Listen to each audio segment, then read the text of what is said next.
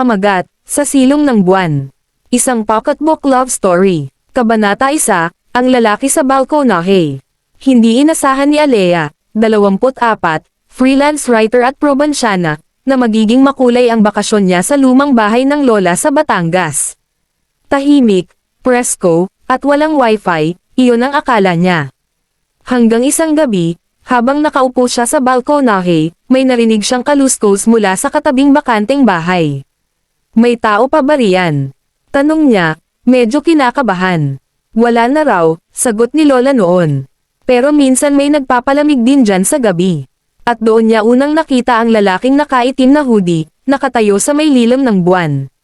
Oy, tawag ni Alea. Dito ka ba nakatira? Hindi, sagot ng lalaki. Pero parang ikaw, bumabalik din ako rito kapag gusto kong tumakas sa gulo ng Maynila. Maganda ang boses niya, malalim, medyo may lungkot. Ako nga pala si Gino, 27. Engineer. Ikaw, Alea. Nagkatinginan sila, at sa katahimikan ng gabi, tila nagkakilala na agad ang kanilang mga mata. Sa mga sumunod na gabi, palagi silang nagkikita sa balkonahe. Kwentuhan, tawanan, kape, hanggang sa isang gabi, malakas ang ulan, at inanyayahan ni Alea si Gino sa loob ng bahay. Tuyo na tong damit mo, alok ni Alea, hawak ang lumang t-shirt ng kanyang lolo. Baka magkasakit ka pa. Tahimik si Gino. Malalim ang tingin. Salamat. Pero baka ako ang magkasakit hindi sa ulan, kundi sa'yo. Napatawa si Alea. Kinilig. Pero may kung anong kuryente sa pagitan nilang dalawa. Bakit parang gusto mong halikan ako? Bulong ni Alea, halos hindi naririnig. Dahan-daang lumapit si Gino. Hindi agad sumagot, hanggang ilang pulgada na lang ang pagitan ng kanilang labi. Baka kasi matagal na rin akong uhaw sa ganitong damdamin, sagot ni Gino. At sa unang pagkakataon, sa silong ng ulan, sa ilalim ng buwan, nagtagpo ang dalawang pusong matagal nang nauuhaw sa init ng pag-ibig. Kabanata 2, Mga daliring nanginginig. Magdamag silang nagkwentuhan ni Gino habang bumubuhos pa rin ang ulan sa labas. Basa pa ang kanyang buhok, at kita sa suot niyang t-shirt ni Lolo ang bahagyang halma ng matipunong dibdib. Hindi makatingin si Alea. O baka ayaw lang niyang mahulog. O baka nahulog na siya.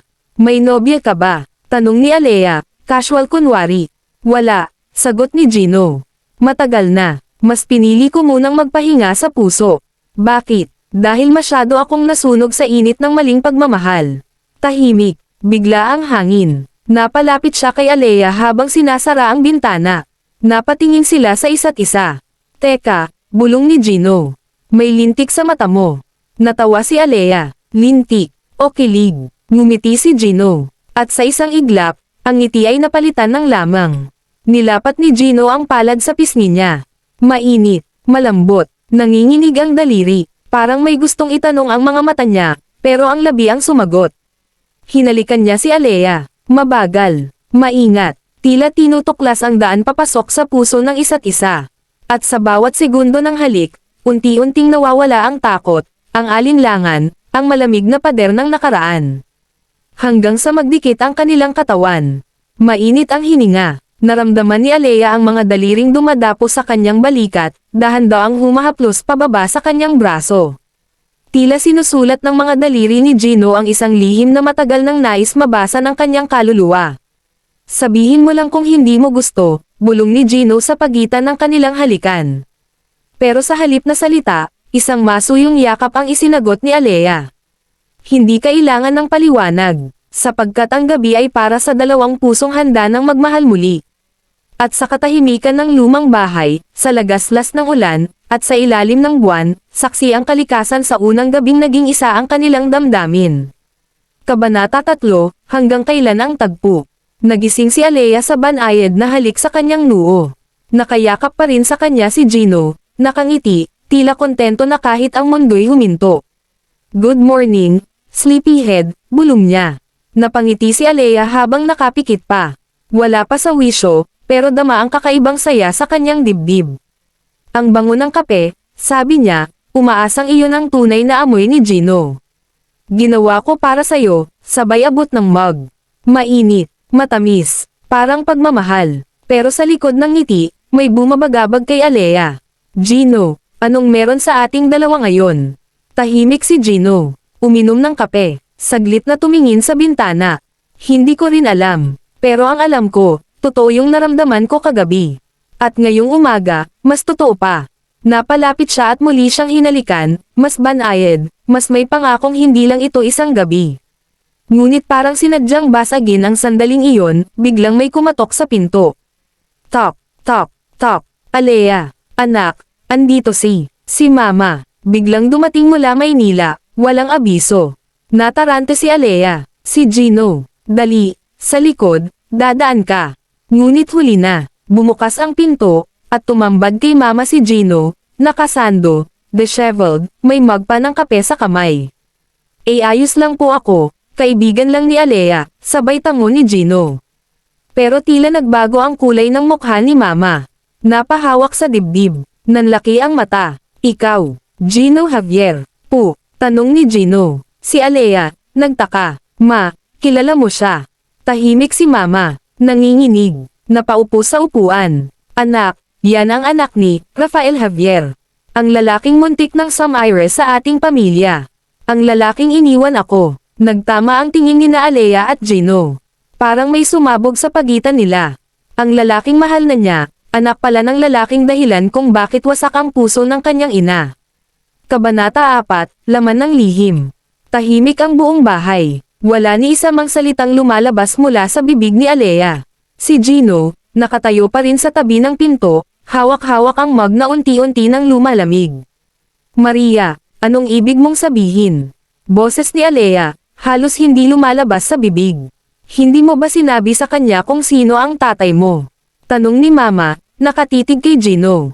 Huminga ng malalim si Gino. Halatang may bigat sa dibdib. Hindi ko intensyon itago, pero hindi ko rin inakalang, kayo pala ang pamilya niya. Pamilya naming Jin iba ng tatay mo. Sigaw ni Mama, nanginginig sa galit at sakit. Dahil sa kanya, iniwan ako. Iniwan tayong dalawa, kaya pinalaki kitang malayo sa gulo. At ngayon, anak ng lalaking yon ang minamahal mo. Napaupo si Alea, nangingilid ang luha, hindi siya makapaniwala. Sa dami ng taong pwedeng magustuhan niya, bakit si Gino pa? Hindi ako ang tatay ko, marahang sabi ni Gino.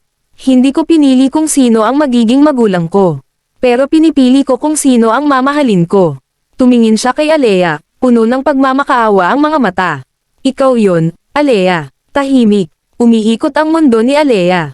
Gusto niyang maniwala. Gusto niyang yakapin si Gino at sabihing hindi mahalaga ang nakaraan. Pero ramdam niya ang bigat ng tingin ng ina. Puno ito ng luha, galit, at takot na mauulit ang kasaysayan.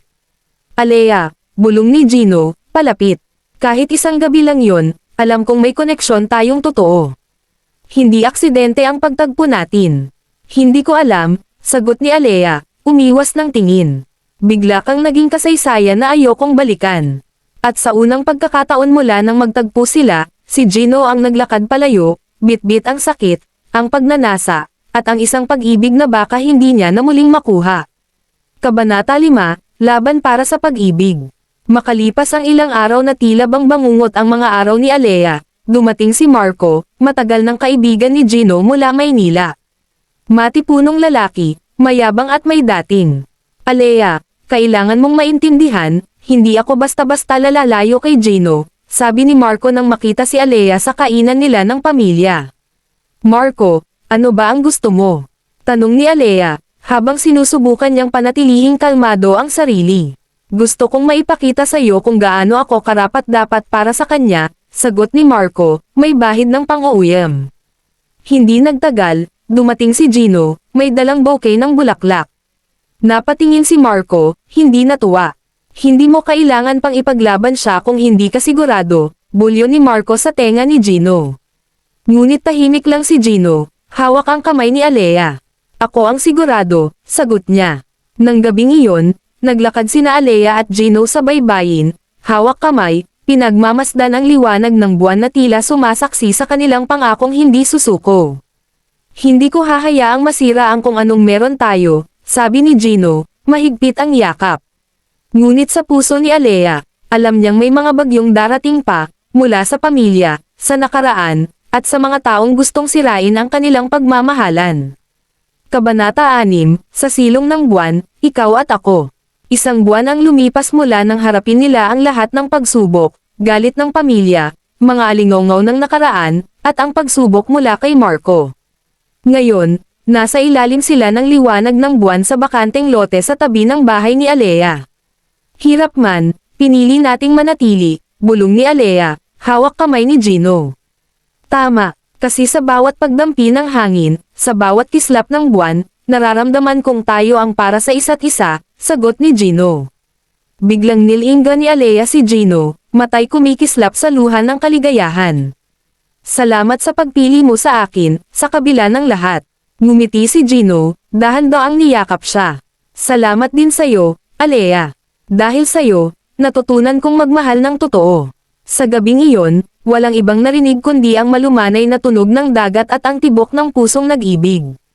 Sa silong ng buwan, sa piling ng taong minahal, natagpuan nila ang tahanan na matagal na nilang hinahanap. Gitling-gitling-gitling. Wakas,